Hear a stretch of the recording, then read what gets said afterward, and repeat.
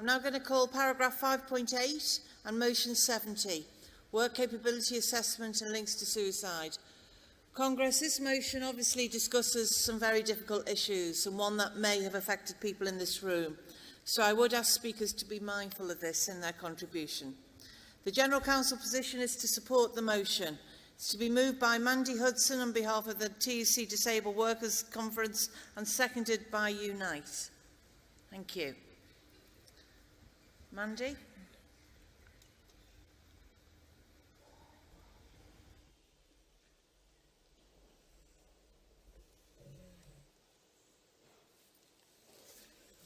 Yeah, isn't it sad that a motion needs to have a health warning in terms of how people can be affected before we can actually take it?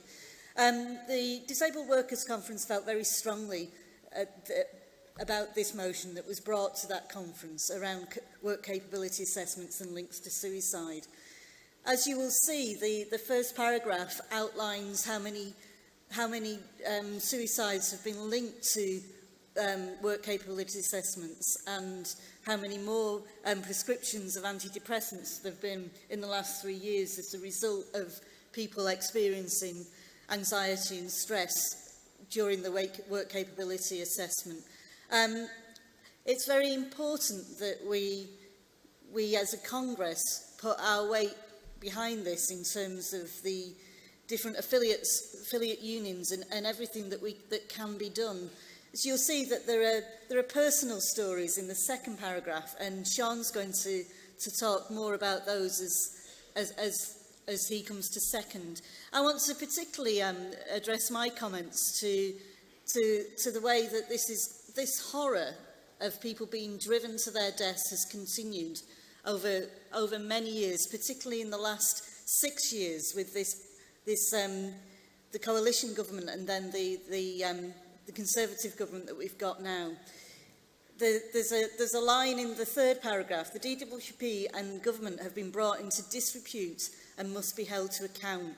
And it's a shameful state of affairs. I've just been doing some research for this, and if you begin to look at the number of Freedom of Information Acts that have been blocked, how the government have just dragged their feet in releasing the peer reviews that show how work capability assessments are linked to suicide. Our colleagues in the PCS will well understand the situation that their workers are in terms of, you know, the written policies there. I discovered a thing called the Vulnerability Hub, and this is the DWP's definition of vulnerability. Listen to this. An individual who is identified as having complex needs and/or requires additional support to enable them to access DW benefits and use our services. Now, there's many people who can fall within that definition, and there's probably endless amounts of pages in terms of policy as to how those people are treated. But in reality, those people are treated in an unhuman way. There is no value given to their lives by this government. It's just a simple punitive system. Composite 13, we've just heard about the need for a good basic universal income, and yet people are being denied that. People who simply cannot work, who are being dragged through the work capability assessment process and feeling that there's simply no way out. You know, this is the reality. Just at the end of August, there was more evidence that was dragged out of government showing that people are still committing suicide as a result of the work capability assessment. You may have noticed the Rights Not Games protest by DPAC during this last week. They blocked Westminster Bridge at one point on Thursday to try and highlight these issues. Yeah, well, I think we should give them a round of applause, shouldn't we? Because, you know, they're killing our people at the moment, and we must make sure that there's an end to this. I was part of the DPAC protest in July when we visited Capita and we visited the DWP, and we ended up on College Green on the day that Cameron resigned and Theresa May took over. And we read a roll call of the names of the people who'd committed suicide that were known to us. And it was very poignant, sort of looking at the world's press and the politicians and the media just sort of having a bit of a loving and yet not willing to listen to the stories of our people who've been killed by a system. So this motion does call for the TUC, and particularly the TUC Disabled Workers Committee, to take all means at its disposal, and we look to you as well as our TUC affiliates to support us in that battle. Thank you very much. Thank you, Mandy. Thank you. Call Unite, Sean.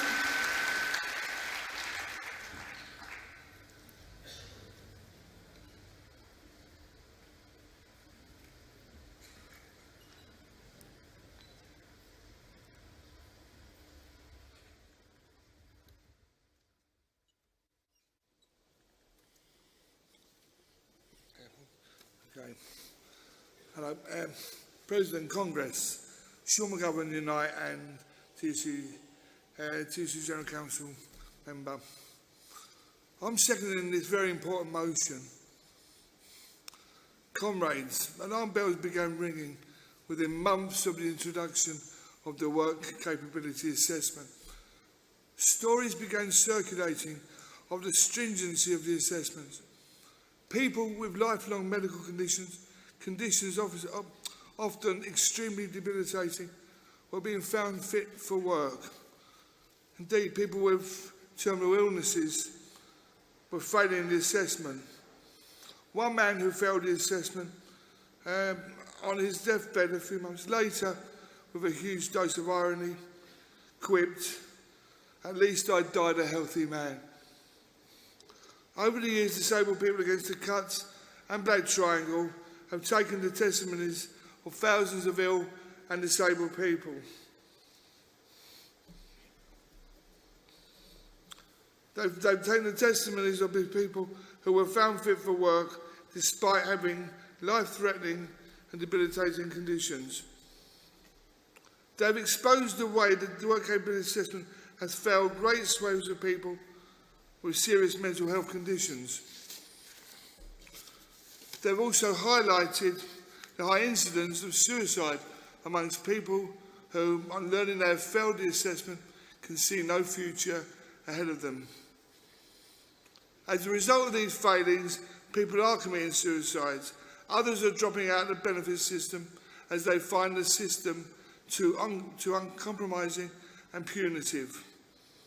They then face stark poverty, hunger, eviction, often homelessness that goes with that. Congress, the work capability assessment is underpinned by Tory ideology. It is a means to get disabled people off benefit. It is an assessment that is unfit for purpose and must be scrapped before it ruins more lives.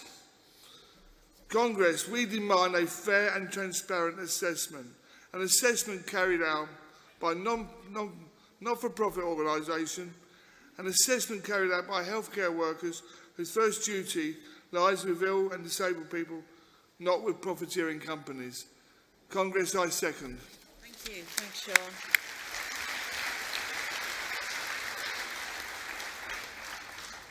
Can I call Unison?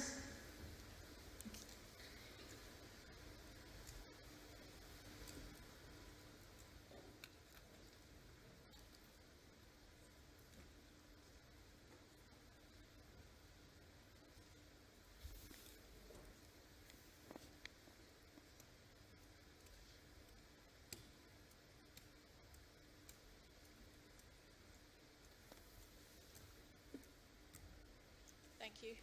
Chair, Congress, Maggie Griffin speaking on behalf of Unison. Unison thanks TUC Congress, Workers Congress for bringing this motion to Congress. It's a very important issue. We agree that the work capability assessments need to be overhauled and replaced with a just and humane process. In May of this year, as you've heard, The Guardian reported that the Department of Work and Pensions has released 49 inquiry reports or peer reviews, several of which suggested that claimants who had died were vulnerable people with a mental illness or learning difficulty who may not have received adequate support from the DWP staff handling their benefit claims. Unsurprisingly, many of these reports focused on the work capability assessments. And if you've ever had one of those or know someone who has, you know how ridiculous they are. Congress, these reports provide evidence of what we already know, that the work capability assessments are not fit for purpose and are causing unnecessary stress, exasperating illnesses, and even, as you've heard, and has been evidence of deaths. Unison says that this unfair process must be scrapped as soon as possible. Just one death as a result of these assessments is one too many. And the fact that several hundred suicides, imagine that, several hundred suicides have been linked to the work capability assessments. It's unacceptable, it's unjustified, it's immoral. It is imperative that we work collaboratively to suggest an alternative solution that respects the dignity and uniqueness of each individual. Please support this motion. Thank you. Thank you. Can I now call the NASUWT? And then I'll take PCS and CWU.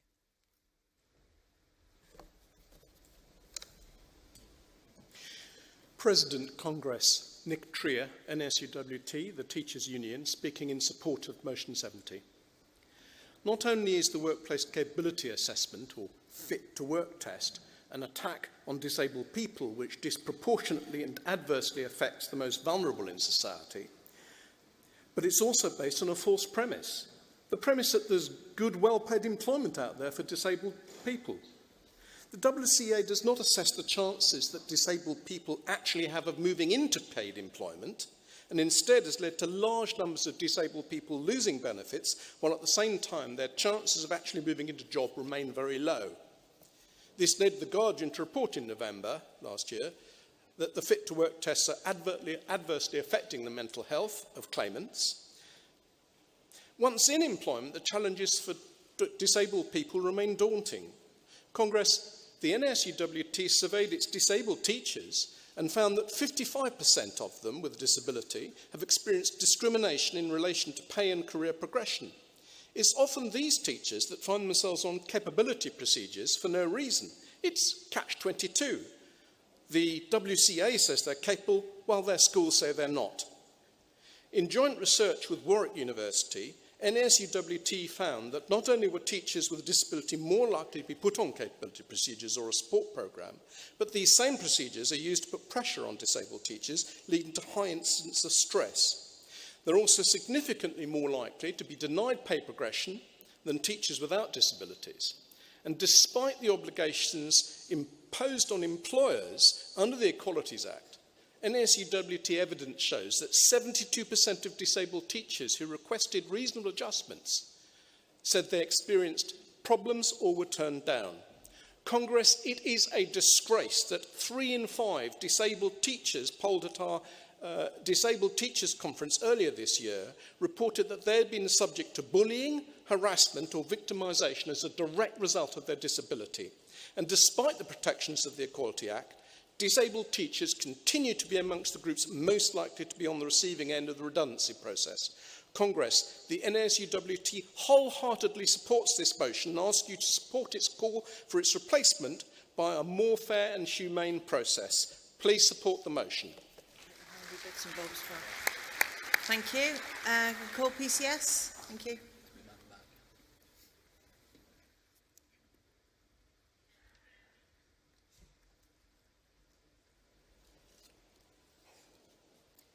President, Congress, Angela Grant speaking in full support of Motion 70 and trying to do justice to this motion in such a short amount of time that we have.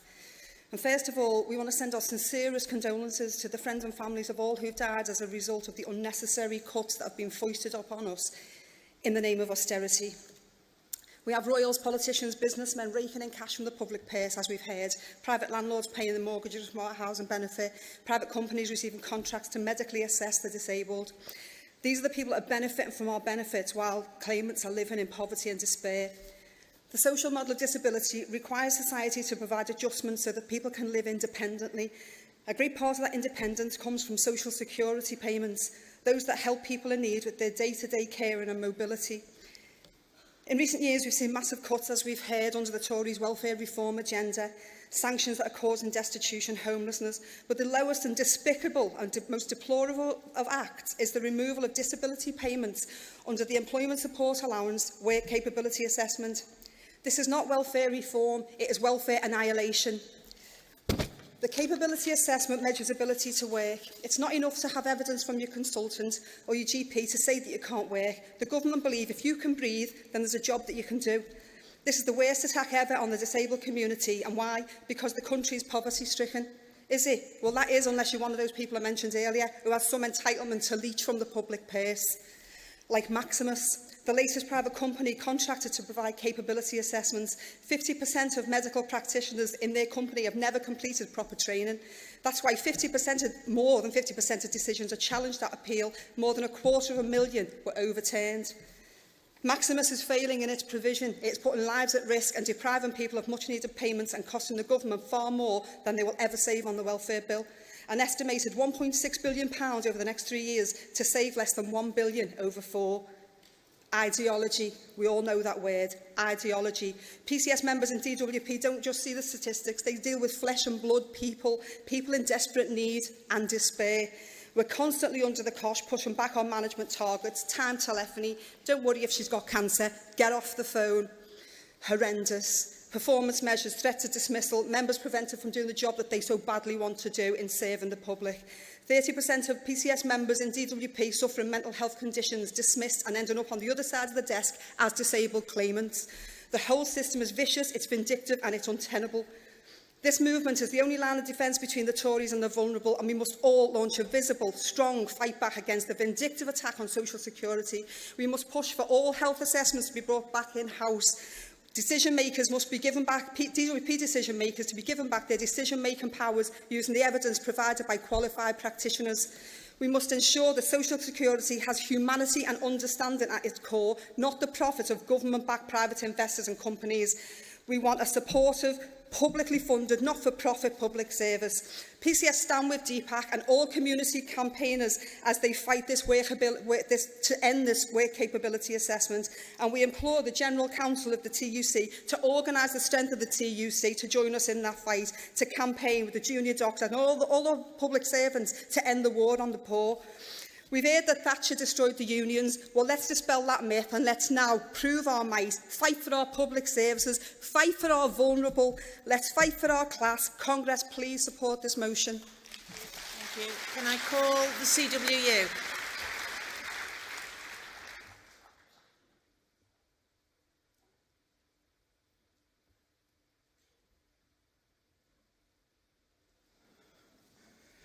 President, Conference, Jonathan Belshaw on behalf of the CWU.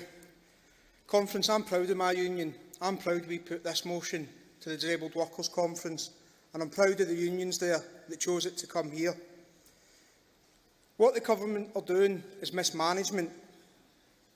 It's all about cutting public spending, but what they have done is a brutal system of assessments, as we've heard. This is nothing more than an attack on the working class. Let's not beat about the bush. The Tories want to destroy the working class. We've heard some of the figures quoted in some numbers, but the Disability News Service recently reported from 2010 to 2013, the reassessment process in England was associated with an extra 590 suicides and the prescribing of a further 725,000 antidepressants. It came to light in the case of Michael O'Sullivan, who died on the 23rd of September 2013. The coroner was the first coroner to blame the discredited WCA for directly causing a death. The coroner, Mary Hassell, has written to the government about the case, demanding action from the DWP to prevent the deaths of other disabled people. Well, we know what's happened there. They've been ignored. The government continues to attack the working class. Studies have been carried out that said between 2010 and 13, on top of the 590 suicides, there was an additional 6 suicides. There was thousands of self-reported mental health problems and even more antidepressants. The DWP consistently has refused to consider an inquiry into what is a systematic and repeated failure to prevent the deaths of claimants, despite the fact we know what's out there. In our view, we know that this is a violation of disabled people's human rights. It must be stopped. In conference, we can send a clear message to the Tory government. We can tell them, stop your attack on the disabled people. David Cameron once said that they were the party of caring and compassionate Conservatives and cared about the disabled people. I won't repeat what I said, but you can imagine. So, conference, let's send a clear message to them. Let's stop the austerity cuts. Let's continue the fight back. Let's support the most vulnerable in society. Conference, please give your full support to this motion. Thank you. Thank you. Right, there's no right to reply, so we'll go straight to the vote. Can I see all those in favour? Please show. Thank you. And all those against? Clearly carried.